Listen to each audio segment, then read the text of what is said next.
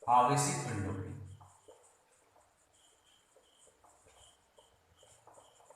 आवेशित पिंडों के बीच बल।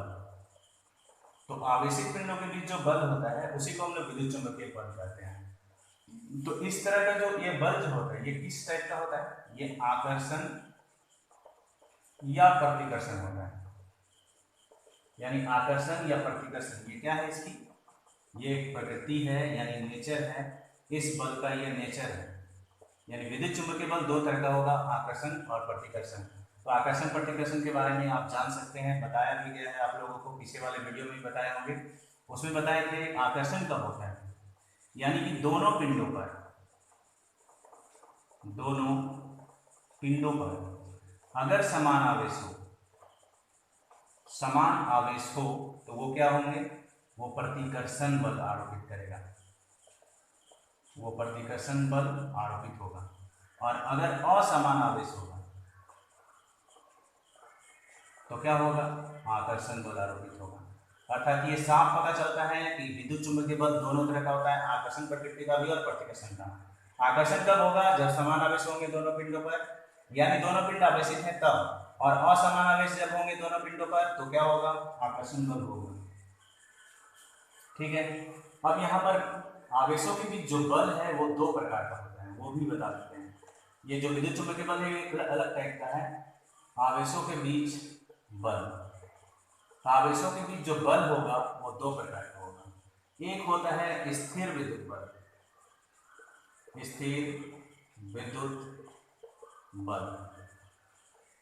और दूसरा होता है विद्युत चुंबकीय बल।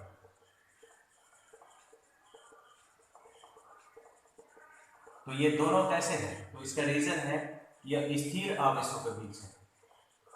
स्थिर आवेश मतलब ऐसे आवेश जो रेस्ट मोड में हो, रुके हुए हो। अगर रुके हुए आवेशों के बीच बल लगा तो स्थिर विद्युत बल होगा। और अगर गतिशील आवेशों के बीच बल लगा, गतिशील आवेशों के बीच, अगर गतिशील आवेशों के बीच बल लगता है तो वो होता है विद्युत चुंबकीय बल।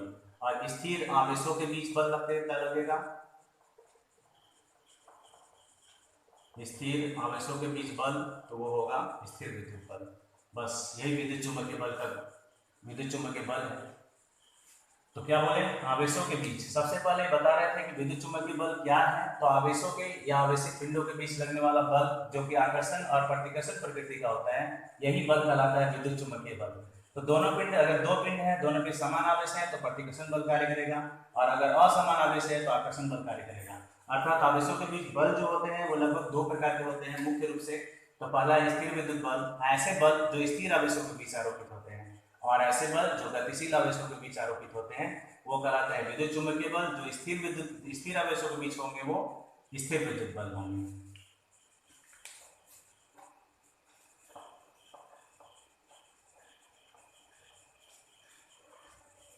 और इसी में आवेशों के बीच जो स्थिर विद्युत बल है, यहां से एक रूल, एक नियम लागू होता है।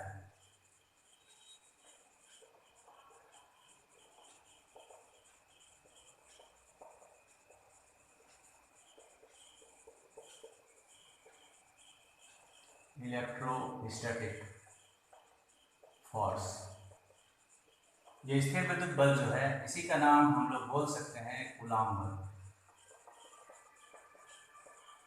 तो कूलाम बल क्या है? कूलाम बल क्या है? तो आंसर होगा दो स्थिर आवेशों के बीच आरोपित बल। यानी कि दो स्थिर आवेश है, दोनों के बीच अगर हम बल, अगर दोनों आवेशों के बीच आरोपित बल, यानी आरोपित बल किस टाइप का होगा? तो वो होगा आकर्षण या प्रतिकर्षण। आकर्षण या प्रतिकर्षण। तो इस टाइप का जो बल होता है वो कहलाता है कूलाम बल। स्थिर विद्युत बल में क्या बताएं कि दो स्थिर विद्युत बल को ही हम कूलाम बल बोलते हैं। दो स्थिर आवेशों के बीच जो आरोपित बल होगा वो आकर्षण होगा या प्रतिकर्षण होगा, यानी आकर्षण प्रकृति का और प्रतिकर्षण प्रकृति का दोनों होगा। तो आप लोगों को इससे पहले हम बताएं कि अगर आवेश समान प्रकृति के होंगे, यानी आवेश अगर प्लस प्लस होगा यानी धन आवेश होगा, या दोनों में दो पिंड है, दोनों में अगर निगेटिव आवेश होगा, तो ऐसे में दोनों पिंडों के बीच क्या होगा? प्रतिकर्षण बल होगा। और अगर दोनों आवेशों के बीच एक में धनावेश होगा, एक ऋणावेश, यानी एक निगेटिव होगा, एक पॉजिटिव होगा, तो दोनों पिंडों के बीच बल होगा आकर्षण प्रकृति का। तो ऐसे में यहाँ पर याद रखना है कि अगर दो स्थिर आवेशों के बीच आरोपित बल है तो वो कहलाएगा कूलम्ब बल या स्थिर विद्युत बल, और अगर दो गतिशील आवेशों के बीच बल है तो वो कहलाएगा विद्युत चुंबकीय बल। ठीक है, इसके आगे अब बताएंगे आप लोगों को विद्युत चुंबकीय बल के से रिलेटेड एक गुण होगा वो पढ़ाएंगे, और इसके बाद कूलम्ब बल से ही कूलम्ब का नियम पढ़ाएंगे, जो कूलम्ब का नियम अगले वीडियो में होगा, और कूलम्ब के नियम के साथ ही विद्युत चुंबकीय बल के गुण भी होगा, वो दोनों एक साथ बताएंगे।